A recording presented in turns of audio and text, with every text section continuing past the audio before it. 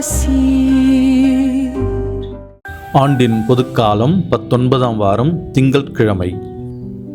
வாசிப்போம். 2 கொரிந்தியர் திருமுகம் 9ஆம் அதிகாரம் 7ஆம் வசனம். ஒவ்வொருவரும் தம் இதயத்தில் தீர்மானித்தபடியே கொடுக்கட்டும், மனக்கசப்போடும் கட்டாயத்தினாலும் அல்ல, ஏனெனில் முகமலர்ச்சியோடு கொடுப்பவரையே இறைவன் அன்பு செய்கின்றார்.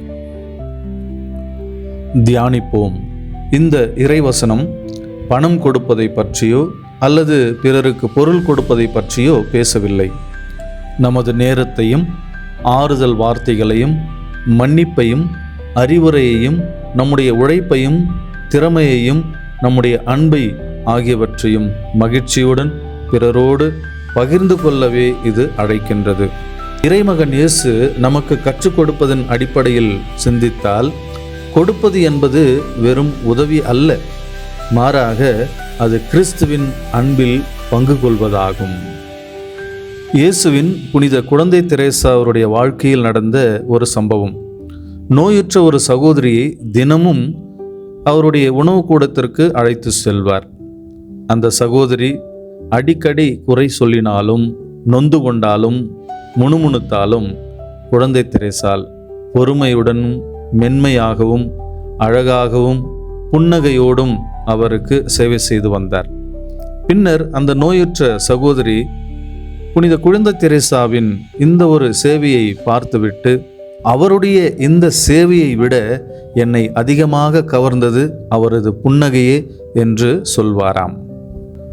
ஆம், என் அன்புக்குரிய சகோதர சகோதரிகளே, இதிலிருந்து நாம் கற்றுக்கொள்வது, பெரிய காரியங்களை செய்ய முடியாத நேரங்களிலும் ஒரு அன்பான முகம், ஒரு பொறுமையான வார்த்தை, ஒரு மென்மையான அணுகுமுறையை இறைவன் நம்மிடமிருந்து எதிர்பார்க்கின்றார். இது இறைவனுடைய கொடை என்பதை நாம் மறந்துவிடக்கூடாது. நாம் எவ்வளவு பெரிய காரியம் செய்கின்றோம், எவ்வளவு பெரிய பொருளை கொடுக்கின்றோம் என்பது முக்கியமல்ல, மாறாக அதை எந்த மனநிலையோடு நாம் பிறருக்கு செய்கின்றோம் என்பதுதான் முக்கியம். அதாவது, நாம் அன்புள்ளத்தோடு அவர்களுக்கு இதை நாம் செய்கின்றோமா? அன்று ஜெருசலேம் ஆலயத்தில் ஏராளமானோர் தங்களிடமிருந்த பணத்திலிருந்து அதிகமாக உண்டியலில் போட்டார்கள். ஆனால் அந்த ஏழை கைம்பெண், அந்த விதவை, தன்னிடமிருந்த 2 சிறிய காசுகளை மட்டுமே அந்த பெட்டிக்குள் போடுகின்றார்.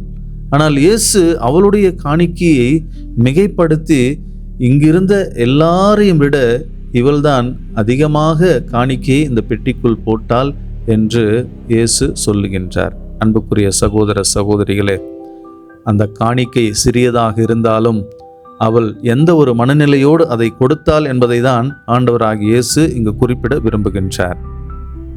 புனித யோவான் கிறிஸ்தோஸ்தம் சிறியதாக கொடுத்தாலும் பெரிய உள்ளத்தோடு கொடுக்கும் பொழுது அது இறைவனுடைய கண்களிலே பெரிதாகின்றது என்று கூறுகின்றார். ஆனால் துயரமான முகத்தோடு அதை நாம் செய்கின்ற பொழுது நாம் கொடுக்கின்ற பெரிய தொகையும் இறைவனுடைய கண்களிலே சிறிதாகி விடுகின்றது என்று தொடர்ந்து அவர் கூறுகின்றார்.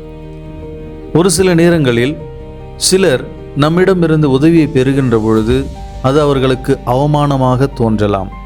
அன்புக்குரிய சகோதர சகோதரிகளே, அந்த ஒரு உதவியை நாம் முகமகிழ்ச்சியோடு செய்கின்ற பொழுது அது அவர்களை உயர்த்துகின்றது, தாழ்த்துவதில்லை என்று ஜான் கிறிஸ்தோஸ்தம் கூறுகின்றார்.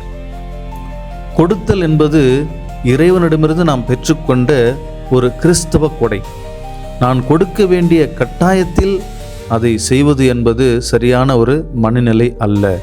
மாறாக இறைவன் எனக்கு கொடுத்திருக்கின்றார், எனவே நானும் பிறருக்கு கொடுப்பேன் என்கின்ற ஒரு விசாலமான பார்வையை நாம் நம்மிலே உருவாக்கி கொள்ள வேண்டும். புனித தோமையார் பவுலடிகளாரின் இந்த கொடுக்கின்ற போதனையை பற்றி பேசுகின்ற பொழுது 3 அம்சங்களை பற்றி அவர் பேசுவார்.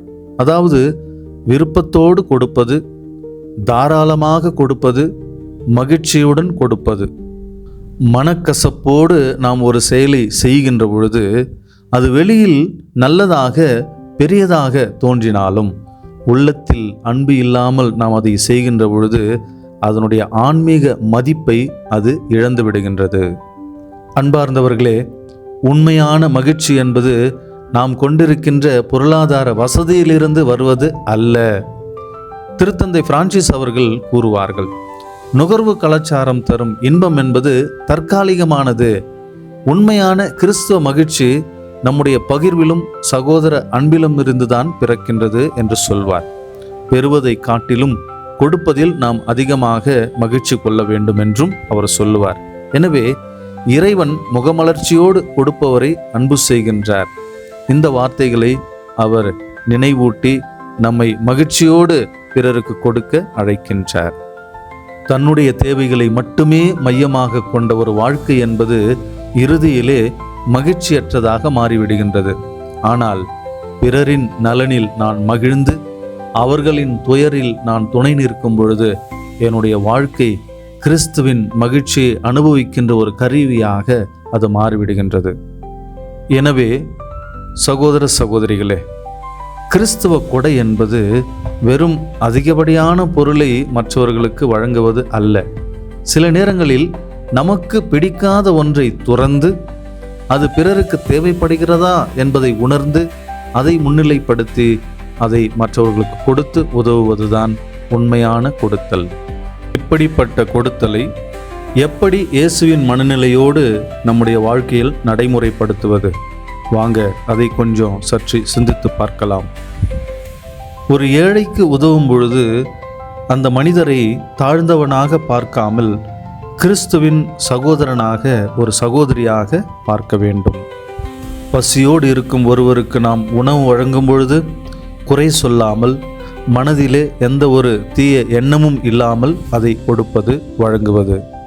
நமது சொந்த வீட்டிலே யாருக்காவது ஒரு உதவி தேவைப்படும் பொழுது அவருக்காக எந்த ஒரு எரிச்சலுமின்றி சற்று நேரத்தை ஒதுக்குவது.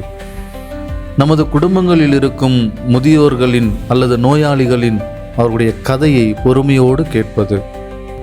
நமது மன்னிப்பை தேடி நம்மிடம் வருகின்றவரை முகமலர்ச்சியோடு மன்னித்து ஏற்றுக்கொள்வது. ஆலய பணிகளில் புகழுக்காக அல்ல, பெயருக்காக அல்ல, சிலர் நம்மை கவனிப்பார்கள் என்பதற்காக அல்ல, மாறாக இறைவனுக்காக உண்மையான உள்ளத்தோடு சேவை செய்வது. நம்மால் முடிந்த அளவிற்கு நம்முடைய நேரத்தை, நம்முடைய திறமைகளை, நம்மிடம் இருக்கின்ற பணம், பொருள், வசதிகளை மற்றவர்களோடு தாராளமாக பகிர்ந்து கொள்வது. அதனுடைய அர்த்தம் அளவில்லாமல் அல்லது பொறுப்பற்ற முறையில் நம்மிடம் இருக்கும் அனைத்தையும் கொடுத்துவிட வேண்டும் என்பது அல்ல. மாறாக நமது குடும்பத்தின் அத்தியாவசிய தேவைகள் போக பிறரின் உண்மையான நலம் நியாயமான முறையில் அவருக்கு பாதுகாப்பளிக்கின்ற விதத்தில் அனைத்தையும் கருத்தில் கொண்டு அவர்களுக்கு நமது மனமார உதவிகளை செய்வது.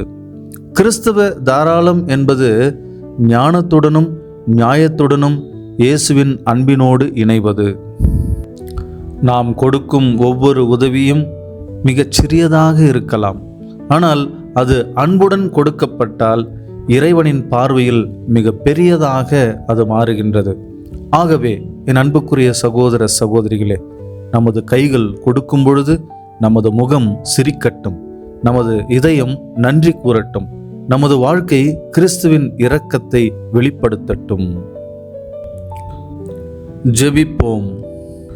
கொடுத்தலின் சிகரமே எம் இறைவா, நீர் உம்முடையதெல்லாம் எம்முடையதாக மாற்றினீர்.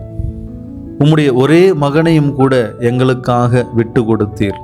அந்த அளவிற்கு பெரிய உள்ளம் படைத்த தெய்வமாக, கடவுளாக, எங்களுடைய தந்தையாக இருந்து எங்களை பாதுகாத்து பராமரித்து வழிநடத்தி கொண்டிருக்கின்றீர். இப்படிப்பட்ட மாபெரும் கொடைகளுக்காக நாங்கள் உமக்கு நன்றி செலுத்துகிறோம். உம்மிடம் இருந்து நாங்கள் பெற்றுக்கொண்ட அனைத்தையும் பிறரோடும் பகிர்ந்து கொள்ளுகின்ற நல்லதொரு உள்ளத்தை எங்களுக்கு தாரும். இதன் வழியாக நாங்கள் அன்பின் சாட்சிகளாக, உமது சீடர்களாக வாழ்கின்ற வரத்தை பெற்றுக்கொண்டு மகிழ்ச்சியோடு இருப்போமாக. முகமலர்ச்சியோடு பிறருக்கு செய்கின்ற பொழுது உம்முடைய பிள்ளைகளாக நாங்கள் இருந்து வாழுகின்ற ஒரு வரத்தை பெற்றுக்கொள்ளுகின்றோம். இந்த ஒரு வரத்தை என்றென்றும் பெற்று நிறைவாக வாழ எங்களுக்கு வரம் தாரும். அன்பு ஆண்டவரே, இதோ இந்த நேரத்தில் இந்த அருளாசிர் என்னும் இந்த ஊடகத்தோடு இணைந்து ஜெபித்து கொண்டிருக்கின்ற ஒவ்வொரு சகோதரரையும் சகோதரியையும் நிறைவாக ஆசீர்வதியும். அவர்கள் சார்ந்த அந்த குடும்பங்களையும் அந்த குடும்பத்தில் உள்ள ஒவ்வொரு தேவையையும் நீர் நிறைவேற்றி அவர்களை சிறப்பாக வழிநடத்துவீராக. எல்லாம் வல்ல அன்பு இறைவன் உங்கள் ஒவ்வொருவரையும் நிறைவாக ஆசீர்வதிப்பாராக. தந்தை, மகன், தூய ஆவியாரின் பெயராலே ஆமென். Praise the Lord. இயேசுவுக்கே புகழ், இயேசுவுக்கே நன்றி. மரியே வாழ்க.